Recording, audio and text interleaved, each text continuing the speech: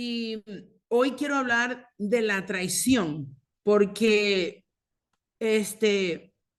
una vez esta luchadora me preguntó y me dijo, pastora, ¿cómo me libero del dolor que siento?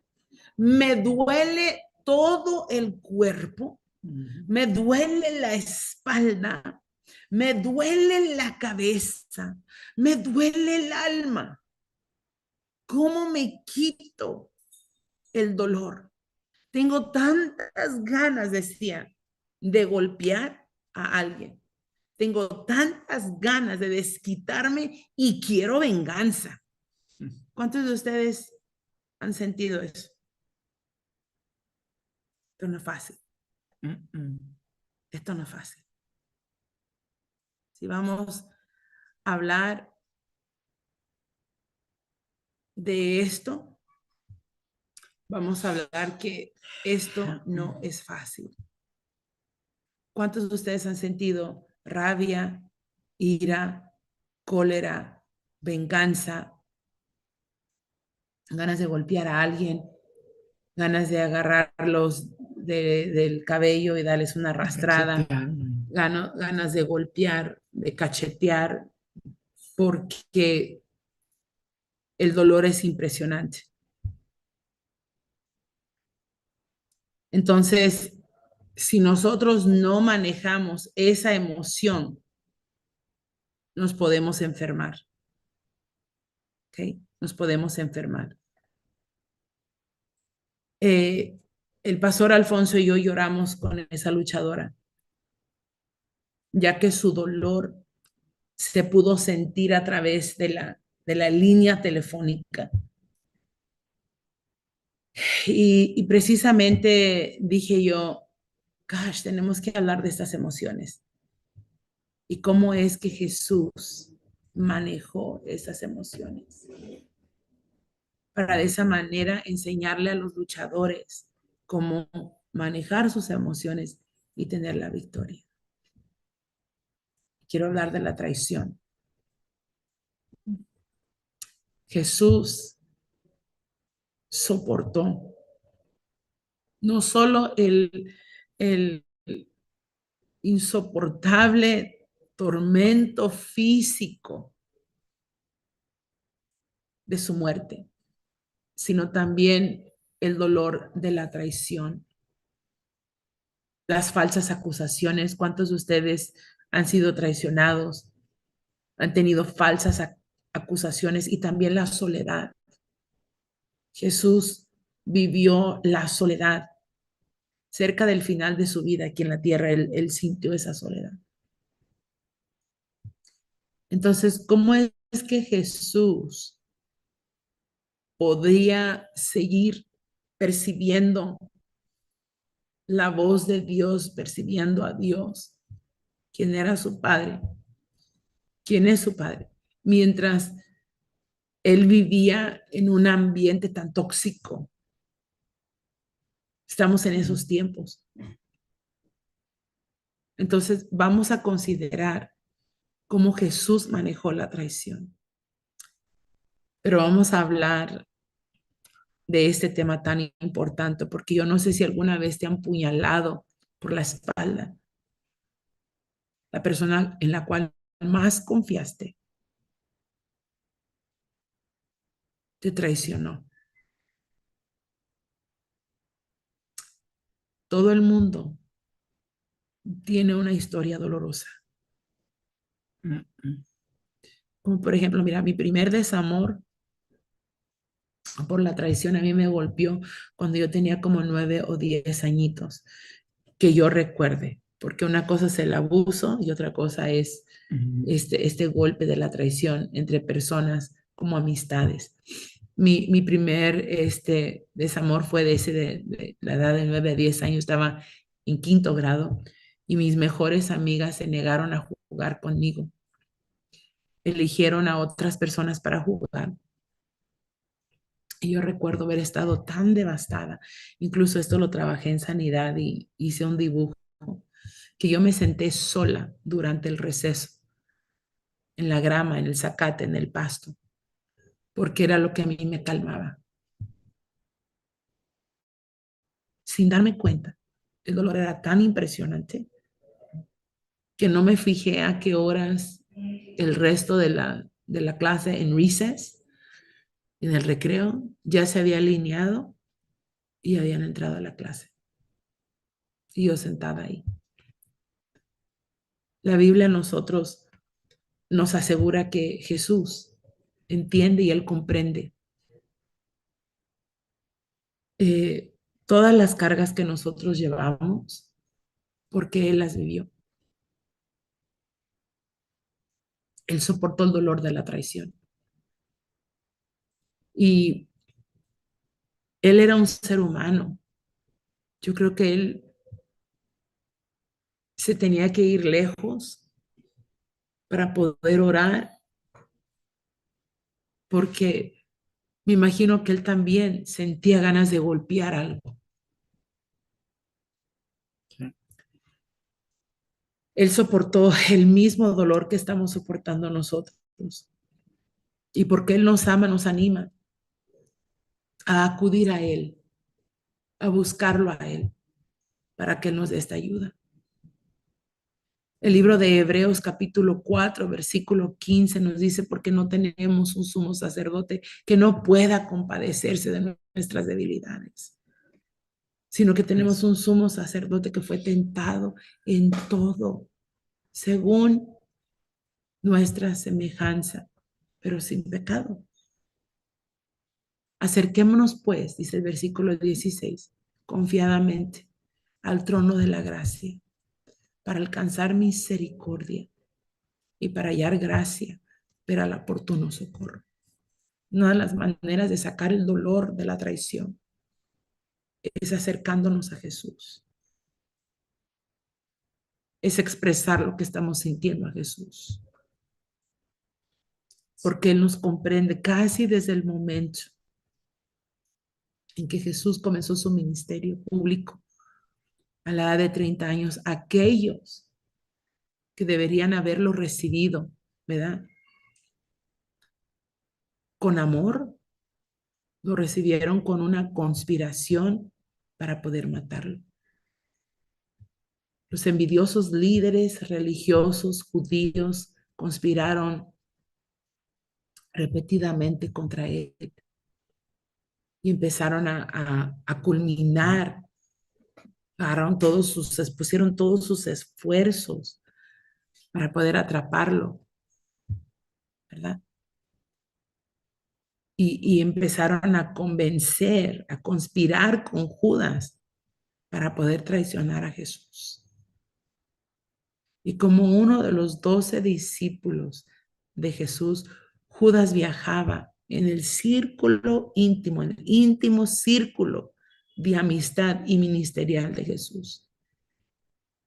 Sin embargo, algo, tal vez el orgullo, la decepción, la ira, la envidia, el resentimiento, qué sé yo. Sabemos que fue el Señor, el enemigo, porque esos sentimientos, esas emociones no vienen del Señor. O sea, el orgullo sabemos que es el espíritu de Leviatán. Todo esto viene del enemigo, el resentimiento viene del enemigo. Entonces, esto llevó a los principales sacerdotes a preguntar a que Judas fuera a los sacerdotes y le preguntara, ¿verdad?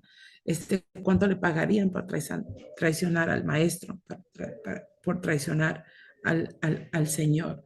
Podemos ver cómo el Señor se puede relacionar en nuestro dolor, en lo que nosotros estamos viviendo y sintiendo.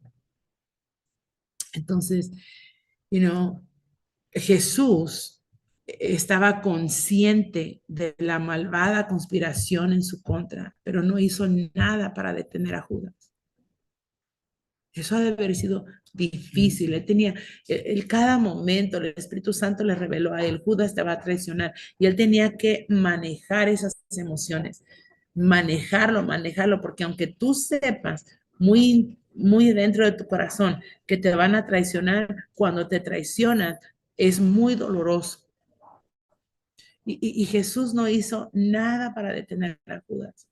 Jesús se permitió experimentar las terribles repercusiones de la traición. Y luego los líderes judíos, ¿verdad? Convencieron a las multitudes que una vez adoraban a Jesús, estaban con Jesús,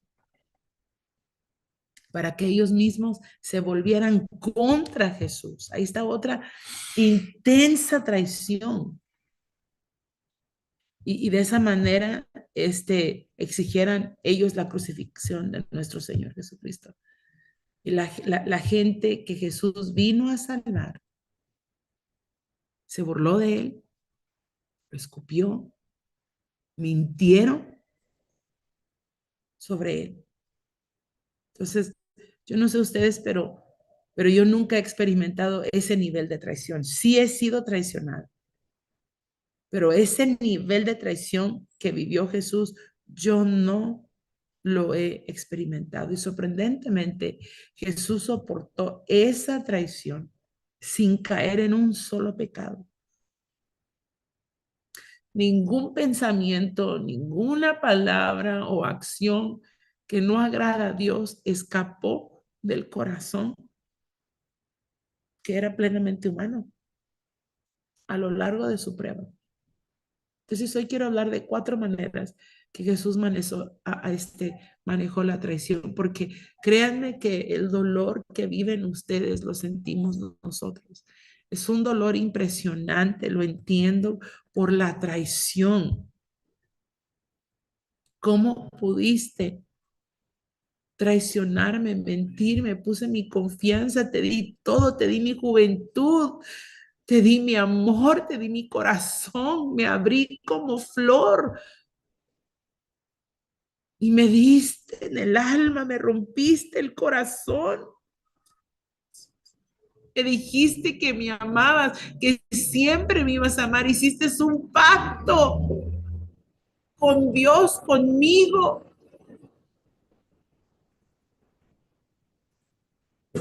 La traición es impresionante. Es un dolor insoportable, insoportable. Pero ¿cómo lo manejó Jesús?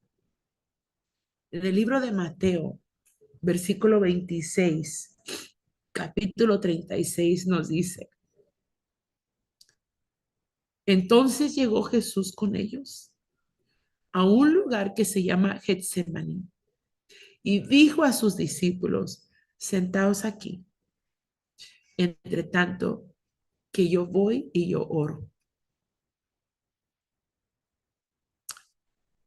Manera número 1 que Jesús manejó la traición fue que él dependía del Padre. Él iba corriendo al Padre. Yo entiendo que el dolor te desanima y que no quieres saber nada de Dios, nada. Pero ¿por qué, Señor? ¿Por qué si yo te oré, yo te serví, yo esto y lo otro? Estas cosas sucedieron.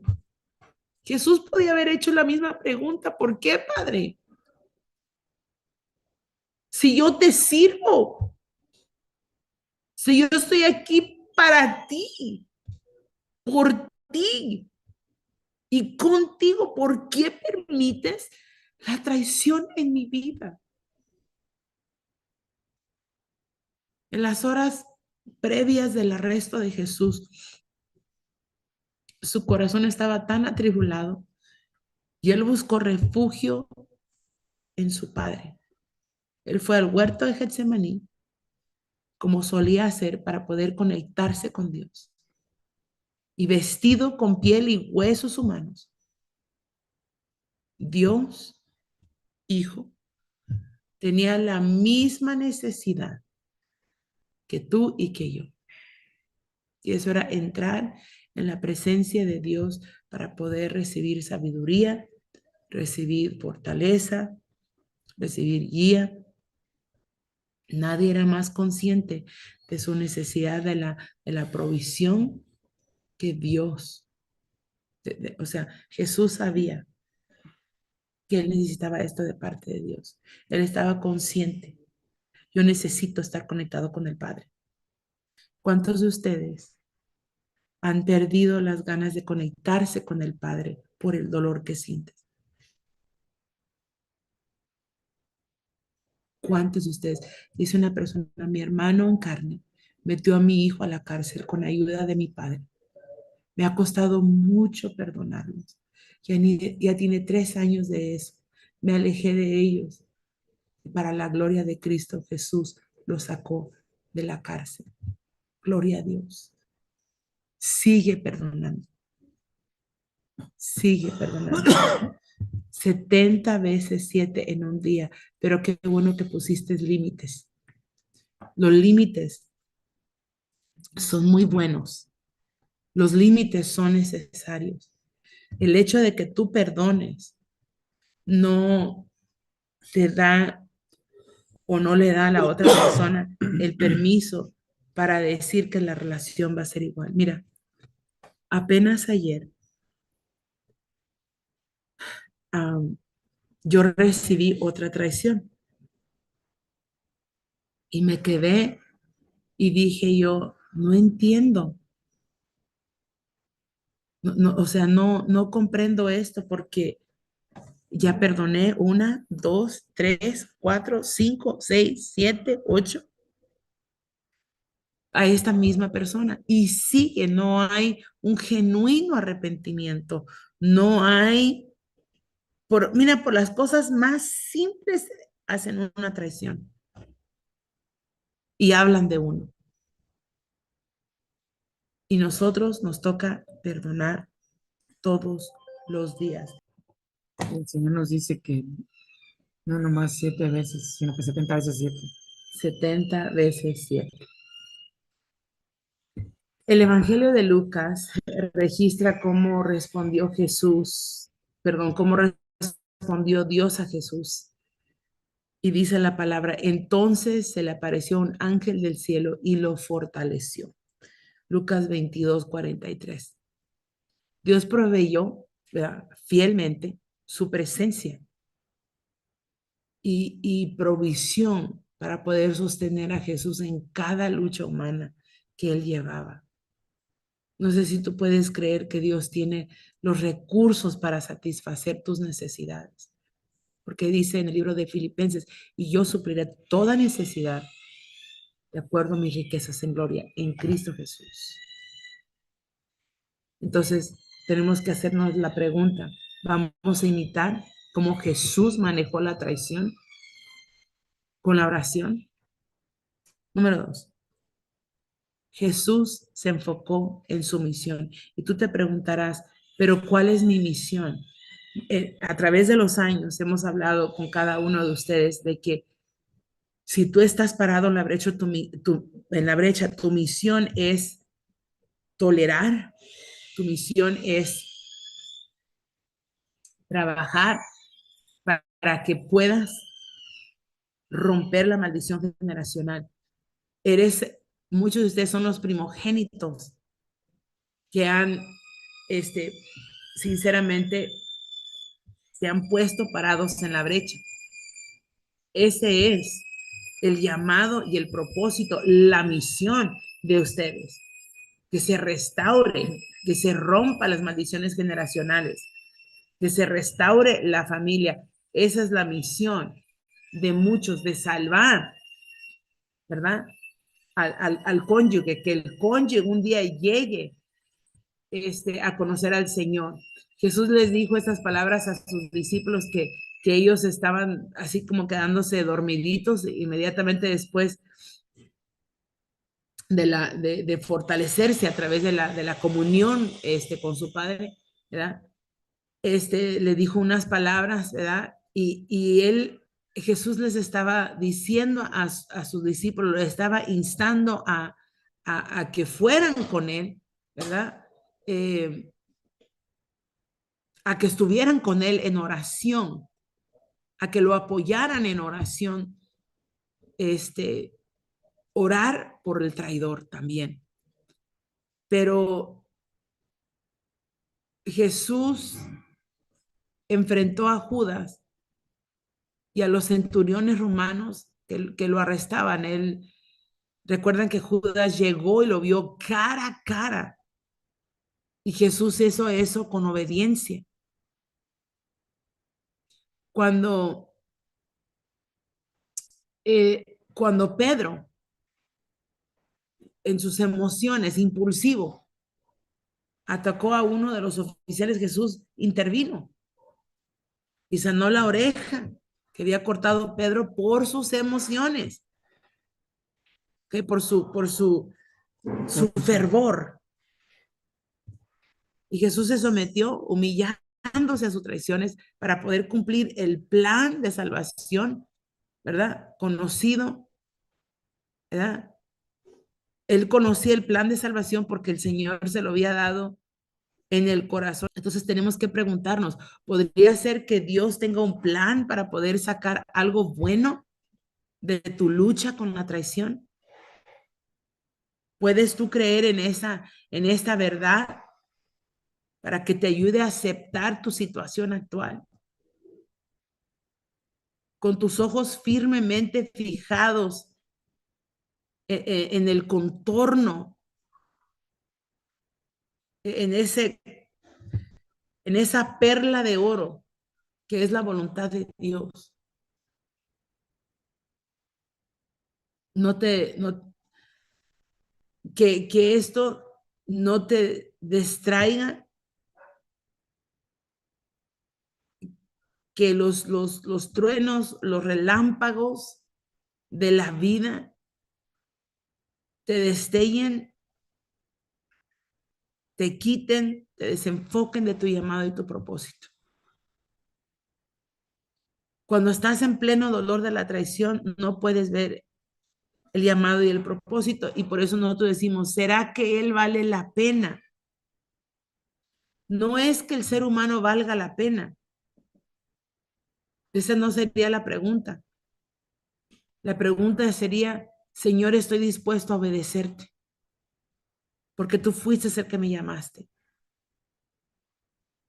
¿Ok?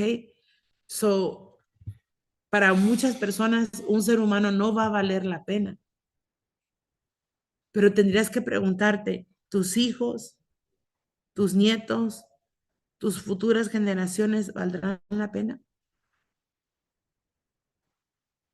Número 3, Jesús habló siempre la verdad. En Lucas capítulo 22, versículo 53, dice la palabra, ¿por qué no me arrestaron en el templo? O sea, estuve ahí todos los días, pero este es el momento de ustedes, el tiempo en que reina el poder de la oscuridad. Esta pregunta que plantó Jesús a los sumos sacerdotes judíos los delató por su hipocresía. Además, Jesús metió a estos hombres aparentemente santos en el mismo saco que el poder de las tinieblas. Wow. Él habló la verdad. Él hablaba lo que el Padre le decía que dijera. Él nunca minimizó la traición. Tampoco se dejó llevar por la amargura ni por la venganza, manteniendo una actitud de compasión. Jesús no devolvió el mal a quienes conspiraron contra él, pero sí puso límites. No nos dejamos y no nos debemos de dejar de influenciar por las mentiras que la gente intenta engañarnos, sino que hablar siempre la verdad en amor, creciendo en todo sentido como Cristo creció. Cristo es la cabeza de todo el cuerpo, que es la iglesia, y eso nos lo dice el libro de Efesios capítulo 4, versículo 14. Entonces, la verdad es una luz que expone, que enfoca la atención, que ilumina la advertencia de Jesús. Hablar la verdad con amor en lugar de condenar para que el receptor tenga la oportunidad de reflexionar y de cambiar. muchas veces nosotros decimos, es que obvio, debe de saber. No, la gente no siempre tiene conciencia. No todos tienen conciencia. Nos hemos convertido en un mundo sin conciencia. No tenemos la conciencia del inmenso dolor que causamos. Ah, yo formo otra familia, cometo adulterio aquí a escondiditas, es mi amiga, cometo adulterio, abandono a mis hijos, abandono a mi esposa, y hago una nueva familia, y todos estamos happy, todos contentos. ¡Qué hipócritas! Podemos ser los seres humanos insensatos, envidiosos, manipuladores, y no tenemos en consideración el pensamiento, el dolor de la esposa por el abandono y la traición. No somos conscientes. Hay personas que no tienen conciencia, pero si hablas la verdad, les da la oportunidad de reflexionar y de cambiar. Extender el perdón a alguien que no se merece. Extender al perdón a una persona que es orgullosa, que todavía actúa como que si tú le debes un favor después de la traición. No debemos utilizar el foco de acusación como el FBI. O sea, debemos de estar advertidos que no podemos esperar que todos reciban la verdad y que automáticamente cambien. Tú le puedes decir a una persona la verdad y mira, se les pasa por aquí. Porque no tienen verdadero arrepentimiento, no tienen conciencia, están tan envueltos en ellos mismos, en el egoísmo, porque son inmaduros. Son bebés de 40, 50 años que solamente piensan en ellos. Y como nosotros vemos claramente con estos líderes religiosos, Jesús les decía de verdad y ellos no cambiaban, porque el espíritu de religiosidad estaba reinando en sus vidas. Sin embargo, cuando nosotros seguimos el ejemplo de Jesús, al manejar la traición, al hablar la verdad con amor a un traidor, Dios usará nuestras palabras para poder cumplir su propósito en esa persona. Número 4, y con eso nosotros vamos a cerrar, que son las 4 maneras que Jesús, o los 4 claves que Jesús utilizó para vencer la traición. Y podemos decir que es la traición matrimonial, porque la iglesia es la esposa de Jesús y la esposa traicionó a Jesús. Correcto, Jesús es la cabeza de la iglesia. La esposa de Jesús, la iglesia, lo traicionó. Ahora Jesús estaba de pie, dice la palabra en el libro de Mateo, capítulo 27, versículo 11 al 14, dice, ahora Jesús estaba de pie ante Pilato, el gobernador romano. ¿Eres tú el rey de los judíos? Le preguntó el gobernador. Jesús le respondió, tú lo has dicho. Pero cuando los principales sacerdotes y los ancianos presentaron sus acusaciones contra él, Jesús permaneció en silencio. ¿No oyes todas estas acusaciones que presentan contra ti? Le exigió Pilato, pero Jesús no respondió a ninguna de las acusaciones, para gran sorpresa del gobernador. No tenía Jesús la defensa definitiva contra las acusaciones de los sacerdotes y los funcionarios romanos. Jesús sabía mucho antes, ¿verdad?, de que Benjamin Franklin dijera, la inocencia es su propia defensa. Jesús sabía eso. Sin embargo, no se molestó en defenderse, no se molestó en justificarse ante las acusaciones que hacían esos corruptos. o esas acusaciones corruptas. Sabía que eso no cambiaría la intención, ¿verdad? De asesinato, matar el carácter. Por eso el Señor dice, no matarás, o sea, matas el carácter, mata la esperanza, matas el futuro con esos corazones duros. Por eso tenemos que seguir orando por los corazones de los insensatos. Jesús respondió quién él era. Los 4 evangelios a nosotros nos muestran y nos cuentan algunos de los nombres que Jesús dio para responder a sus acusadores, como rey de los judíos, hijo del hombre, el gran yo soy. Y la traición a menudo nos deja aplastados con nuestra identidad.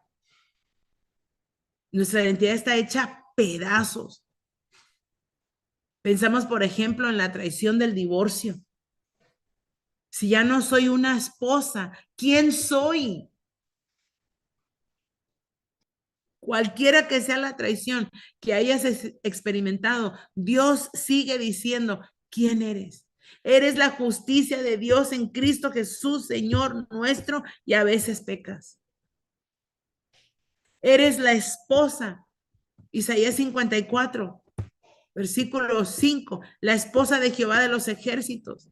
Jesús murió en la cruz para que tú puedas identificarte como hijo amado del Señor, a pesar de lo que la gente diga.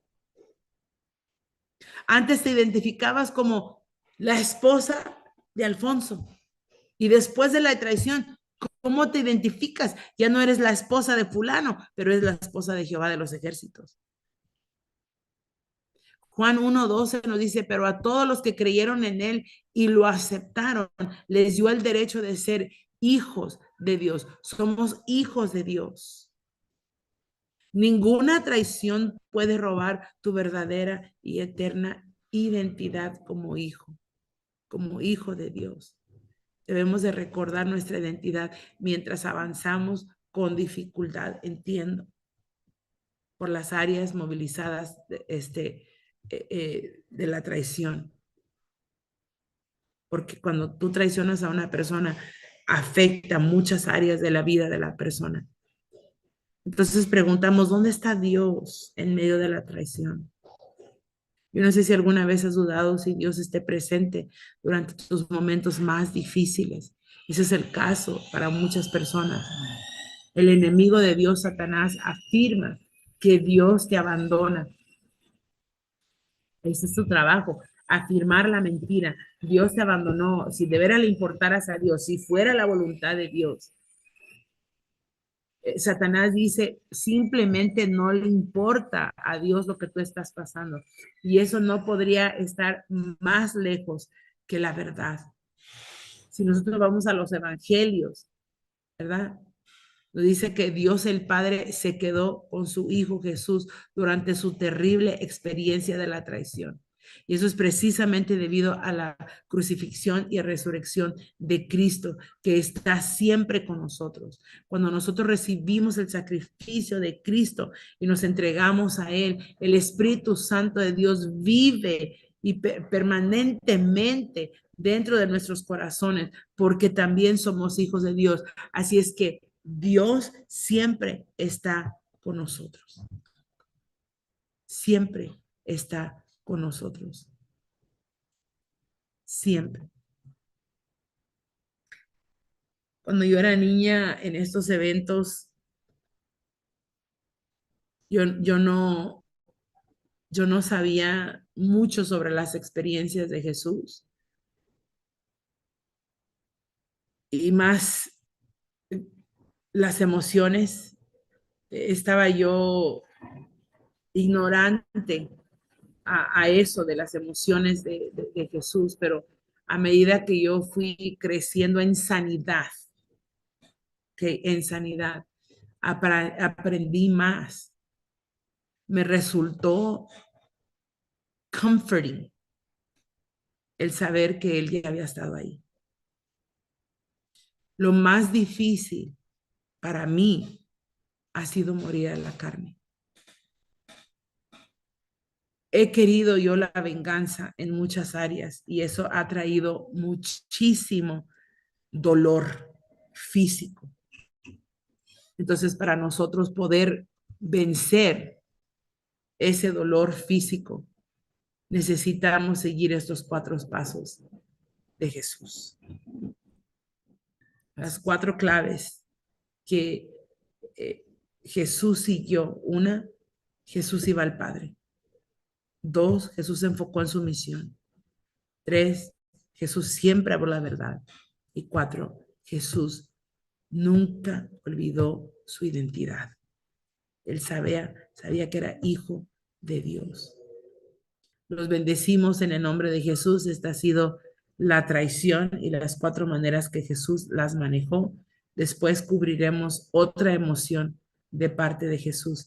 Los bendecimos en el nombre de Dios Padre, Dios Hijo y Dios Espíritu Santo.